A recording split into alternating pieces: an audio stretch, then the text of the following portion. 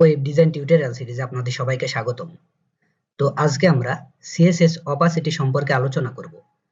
তো এটা করার জন্য প্রথমে আমরা যেটি করব, index.html এর মধ্যে একটি div নিব। একটি div নিলাম। এরপরে আমরা যেটি করব, style.css এর মধ্যে গিয়ে এই divটাকে আমরা ধরব। divটাকে আমরা ধরলাম, ধরে আমরা যেটি করব, এর একটি ব্যাকগ্রাউন্ড কালার বলে দিব। ব্যাকগ্রাউন্ড কালার আমরা রেড দিয়ে দিলাম। এর আমরা উইডথ দিয়ে দিব, উইডথ দিব 500 পিক্সেল। তারপরে আমরা এর একটি হাইট বলে দিব, হাইট দিব 300 পিক্সেল। তো এখন আমরা এটাকে রিফ্রেশ করব, রিফ্রেশ করলাম, এই অবস্থায় রয়েছে। এখন আমরা যেটি করব, এই যে রেড ডিভটা রয়েছে এই ডিভটার উপরে আমরা অপাসিটি প্রয়োগ করব। অপাসিটি প্রয়োগ করলে কি হবে এখন আমরা সেটি দেখব। তো এই যে আমরা যে ডিভটা নিয়েছি এই ডিভটার উপরে আমরা অপাসিটি প্রয়োগ করব। অপাসিটি এই প্রপার্টি নেওয়ার জন্য আমাদের প্রথমে যেটি করতে হবে, অপাসিটি এই কথাটি লিখতে হবে।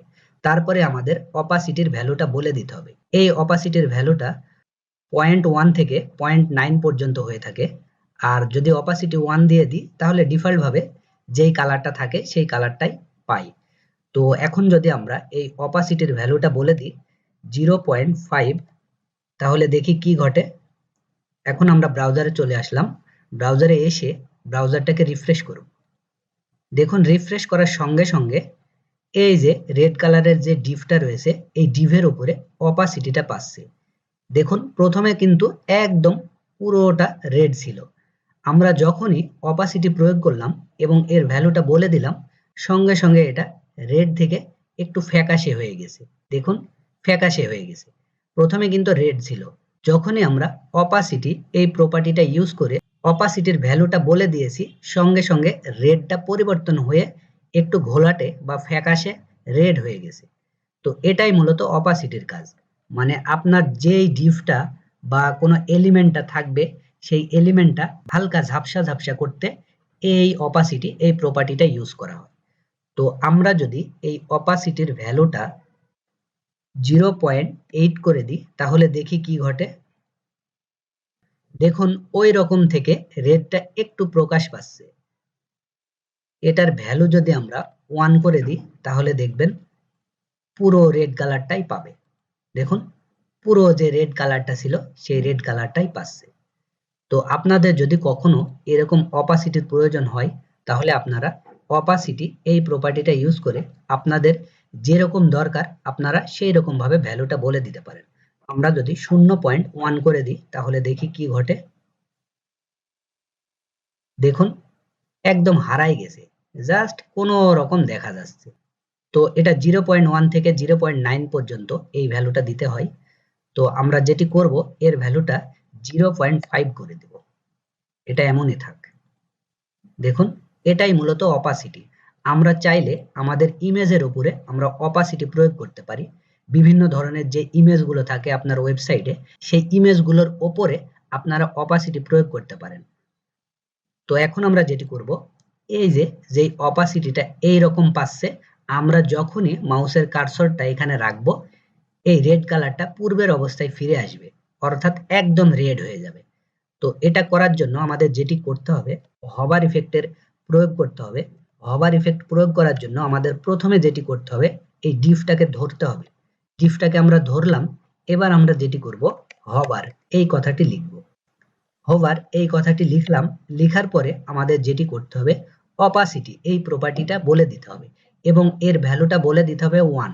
যেহেতু 1 ডিফল্ট আকারে থাকে, আপনার রেড কালারটা আগের অবস্থায় যেমন ছিল ঠিক তেমন অবস্থায় পাবে যখনই আপনি এই যেই এলিমেন্টটা রয়েছে বা যেই ডিভটা রয়েছে এই ডিভের উপর আপনি যখনই কার্সরটা রাখবেন তখনই এর অপাসিটি 1 হয়ে যাবে। মানে ডিফল্ট ভাবে যেই কালারটা থাকে সেই কালারটা হয়ে যাবে। তো এখন আমরা অপাসিটি এই প্রপার্টিটা ইউজ করব এবং এর ভ্যালুটা বলে দিব 1। এখন আমরা ব্রাউজারটাকে রিফ্রেশ করব, রিফ্রেশ করলাম। এখন এই যে মাউসের কার্সরটা দেখছেন এই কার্সরটা যখনই এই রেড ডিভটার উপরে রাখবো তখনই পুরোটা রেড হয়ে যাবে। দেখুন সঙ্গে সঙ্গে পুরোটা রেড হয়ে যাচ্ছে। আবার দেখুন রেড হয়ে যাচ্ছে। দেখুন সঙ্গে সঙ্গে রেড হয়ে যাচ্ছে। তো এই অপাসিটি আমরা আমাদের ইমেজের উপরও প্রয়োগ করতে পারি। এখন আমরা একটি ইমেজ নিব, ইমেজ নিয়ে ইমেজের উপরে অপাসিটি প্রয়োগ করব।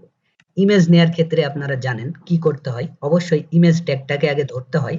ইমেজ ট্যাগটাকে ধরলাম, তারপরে আমাদের যেটি করতে হয়, এই যে এসআরসি অর্থাৎ সোর্স, এর মধ্যে আমাদের ইমেজটাকে পাইয়ে দিতে হয়, অর্থাৎ ইমেজটা যেই লোকেশনে রয়েছে সেই লোকেশনটা বলে দিতে হয়। আমাদের ইমেজটা রয়েছে আইএমজি এই ফোল্ডারের মধ্যে, তাই আমরা আইএমজি এই ফোল্ডারটার নাম লিখলাম, তারপরে স্ল্যাশ, তারপরে ইমেজের নেম। যেহেতু আমাদের ইমেজটা flower.jpg এই নামে রয়েছে, তাই আমরা এটা করলাম। এখন যদি আমরা ব্রাউজারটাকে রিফ্রেশ করি তাহলে দেখবেন এখানে একটি ইমেজ শো হবে। দেখুন সঙ্গে সঙ্গে একটি ইমেজ শো হয়েছে। তো আমরা এখন চাচ্ছি এই ইমেজটার উপরে অপাসিটি প্রয়োগ করতে। তো এর জন্য আমাদের যেটি করতে হবে, style.css এই ফাইলের মধ্যে চলে আসতে হবে। এখন আমরা যেটি করব, ইমেজ এই ট্যাগটাকে আমরা ধরবো, ধরে আমরা যেটি করব অপাসিটি এই প্রপার্টিটা ইউজ করব এবং এর ভ্যালুটা আমরা বলে দিব 0.5। তাহলে দেখবেন ইমেজটার উপরে অপাসিটি পাবে। দেখুন সঙ্গে সঙ্গে অপাসিটিটা পেয়ে গেছে। তো আমরা যদি এই ইমেজের উপরেও হভার ইফেক্ট প্রয়োগ করতে চাই, সেক্ষেত্রে আমাদেরকে যেটি করতে হবে, এই যে এই ইমেজ ট্যাগটাকে আগে ধরতে হবে, তারপরে কোলন, তারপরে হভার, এটা লিখতে হবে। লিখে আমরা যেটি করব এখন, অপাসিটি এই প্রপার্টিটা লিখব এবং এর ভ্যালুটা বলে দিব 1।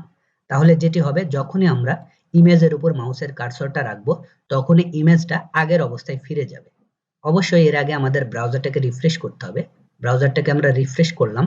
এখন আমরা যেটি করব, এই যে ইমেজটার উপরে আমাদের মাউসের কার্সরটা রাখবো, সঙ্গে সঙ্গে ইমেজটা আগের অবস্থায় ফিরে যাবে। দেখুন সঙ্গে সঙ্গে আগের অবস্থায় ফিরে যাচ্ছে। আবার মাউসটা সরিয়ে নিলাম, আবার অপাসিটি পাচ্ছে। আবার ইমেজটার উপরে মাউসের কার্সরটা রাখলাম, দেখুন আবার ইমেজটা আগের অবস্থায় ফিরে যাচ্ছে। দেখুন এই ডিফটার উপরে রাখলাম মাউসের কার্সরটা, ডিফটার কালারটা একদম রেড হয়ে যাচ্ছে। তো এভাবে আপনারা চাইলে অপাসিটি ইউজ করে সুন্দর সুন্দর হভার করতে পারেন। তো আপনাদের যখন যেখানে এই অপাসিটির প্রয়োজন হবে, আপনারা এভাবে অপাসিটিটা ইউজ করতে পারেন। তো ঠিক আছে, আজকের ভিডিও এ পর্যন্তই। সবাই ভালো থাকবেন। আগামী পর্বের আমন্ত্রণ জানিয়ে আমি এখানেই বিদায় নিচ্ছি। ধন্যবাদ।